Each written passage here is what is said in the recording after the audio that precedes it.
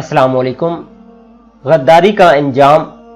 سلطان محمود غزنوی کے پاس ایک شخص ایک چکور لایا جس کا ایک پاؤں نہیں تھا۔ جب سلطان نے اس چکور کی قیمت پوچھی تو اس شخص نے اس کی قیمت بہت مہنگی بتائی۔ سلطان حیران ہو کر اس سے پوچھا کہ اس کا ایک پاؤں بھی نہیں، پھر بھی اس کی قیمت اتنی زیادہ کیوں بتا رہے ہو؟ تو وہ شخص بولا کہ جب میں چکوروں کا شکار کرنے جاتا ہوں تو یہ چکور بھی شکار پر ساتھ لے جاتا ہوں، وہاں جال کے ساتھ اسے باندھ لیتا ہوں تو یہ بہت عجیب سی آوازیں نکالتا ہے اور دوسری چکوروں کو بلاتا ہے۔ اس کی آوازیں سن کر بہت سی چکور آ جاتے ہیں اور میں انہیں پکڑ لیتا ہوں۔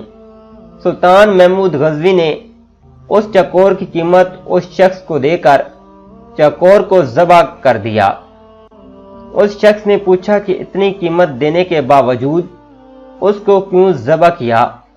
سلطان نے اس پر تاریخی الفاظ کہے، جو دوسروں کی دلالی کے لیے اپنوں سے غداری کرے اس کا یہی انجام ہونا چاہیے۔ پلیز ویڈیو اچھی لگی ہے تو لائک اور شیئر کر دیں۔ شکریہ۔